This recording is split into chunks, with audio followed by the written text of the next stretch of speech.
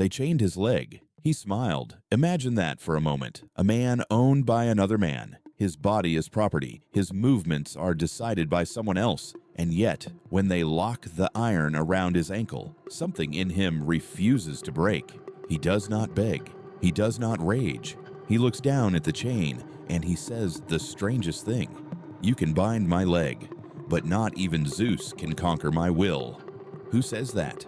Who, in the worst position a human being can occupy, finds a place inside himself that no one can touch? And here is the question that should keep you here until the very end, because it is the same question quietly running underneath your own life right now. What part of you can no one take, no matter what they do to you?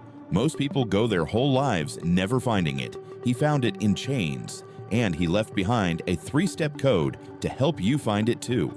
His name was Epictetus, and he was not born into wisdom. He was born into ownership. He came into the world around the year 55 in a rough corner of the Roman Empire, and almost immediately he was a slave. Not a servant, not an employee, a thing that could be bought, sold, beaten, and discarded. He had no rights, no future he could choose, no door he was allowed to walk through without permission. And there is a story about his leg. Some say his master, in a moment of casual cruelty, was twisting it. Epictetus, calm as still water, simply warned him, "If you keep doing that, it will break." The master kept going. The bone snapped, and Epictetus, without a scream, without a curse, said only, "There, I told you it would break. Now stop." Before you decide this is just an old tale of toughness, look closer, because that is not toughness. Toughness clenches. Toughness fights back and loses. This was something else entirely. This was a man who had already decided long before the pain arrived where his kingdom ended and where the world began. He had drawn a line. On one side of that line sat everything he could not control. His body, his master, the chain, the breaking bone. And on the other side sat the one thing that was his alone. His response, his judgment, the inner voice that decides what a thing means. Most people never draw that line. They spend their whole lives defending territory that was never theirs to begin with. And that is exactly why they suffer. But here is what almost no one realizes about this crippled slave. He was about to become one of the most sought-after teachers in the entire Roman world. Senators would sit at his feet. A future emperor would study his words, and the framework he built in that state of total powerlessness would one day be taught to soldiers, to prisoners of war, to elite athletes standing on the edge of collapse. The question is, how?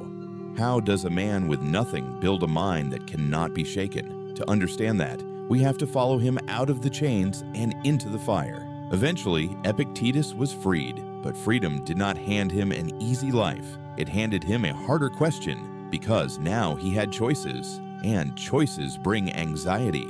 When you are a slave, at least the walls are clear. When you are free, you discover a crueler truth, that most of your suffering was never coming from the chains at all. It was coming from inside, from wanting things to be different than they are, from gripping the world so tightly that every change felt like a wound. So Epictetus began to teach, and the heart of his teaching was a single brutal division. He called it the dichotomy of control. He said there are things that are up to us and things that are not up to us, and nearly all human misery comes from confusing the two. What is up to you? Your opinions, your intentions, your desires, what you chase, what you avoid, how you interpret the thing that just happened. That is it. That is the whole of your kingdom. What is not up to you? Almost everything else. Your reputation, your body, your bank account, other people's opinions of you, whether the plan works, whether they text back, whether the diagnosis is good, the past, the future, the weather tomorrow. And now, pause, because this is where it stops being ancient history and becomes about you. You have felt this. The night you lay awake replaying a conversation you could not change. The message you stared at for an hour, terrified of how they might respond. The morning you did not want to get up because the day ahead felt like a weight pressing on your chest. In every one of those moments, you were doing the exact thing Epictetus warned against. You were pouring your entire self into things you could not control and abandoning the one thing you could. Think about how much of your energy goes to the uncontrollable.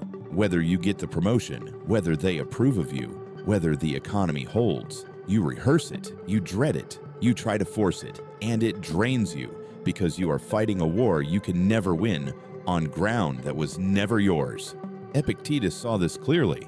He said, "We are disturbed not by things, but by our judgments about things."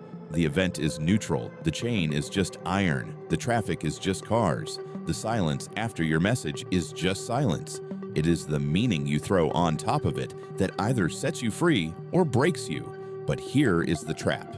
Knowing this is not enough, you can nod along right now, completely agree, and still fall apart the moment life comes for you. So how did a former slave turn this idea into something that actually holds when everything is collapsing? That is where the 3-step code comes in, and the first step will feel almost too simple to matter until you see what it does under pressure. Here is the code Epictetus lived by.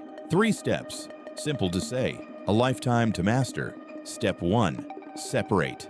In the instant something hits you, the bad news, the insult, the rejection, before you react, you split the moment in 2. You ask one question, is this up to me or not? The lost job, the illness, what someone said about you. Rip the situation apart and find the line. On one side, what you cannot control. On the other, your response. This single pause is the whole game, because in the space between what happens and what you do next lies everything the Stoics ever fought for.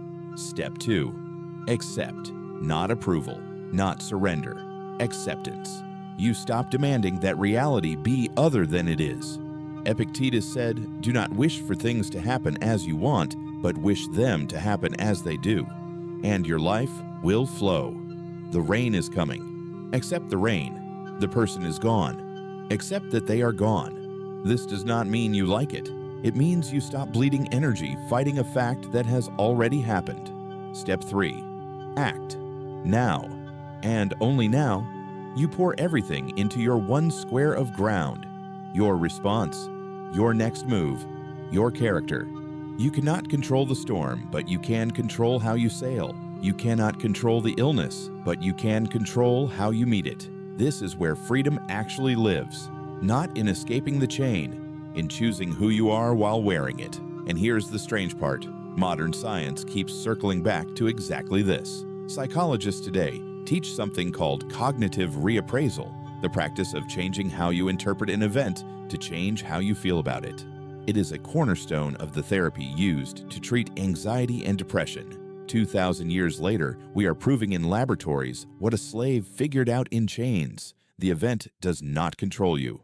Your judgment does. And judgment can be trained. The United States military studied this too. A Navy pilot named James Stockdale was shot down over Vietnam and held as a prisoner for over 7 years. Tortured, isolated, broken in body. And the one book, the one idea he later said kept him alive, was the philosophy of Epictetus. In the worst place on earth, he drew the same line the slave drew: what they can take and what they can never touch. So return now to the question from the very beginning. What part of you can no one take? You have the answer. It is the space between what happens to you and how you choose to respond. That space is small. It is quiet. It is easy to forget it is even there. But it is the last free country on earth, and you are its only citizen. So here is what to do tonight. Take one thing weighing on you right now, one worry sitting in your chest. Say it out loud. Then ask Epictetus's question, is this up to me or not? Split it in 2. Write down the part you cannot control and then let it go. On paper, with your own hand. Then write the one small action that is fully yours, the one move you can make tomorrow.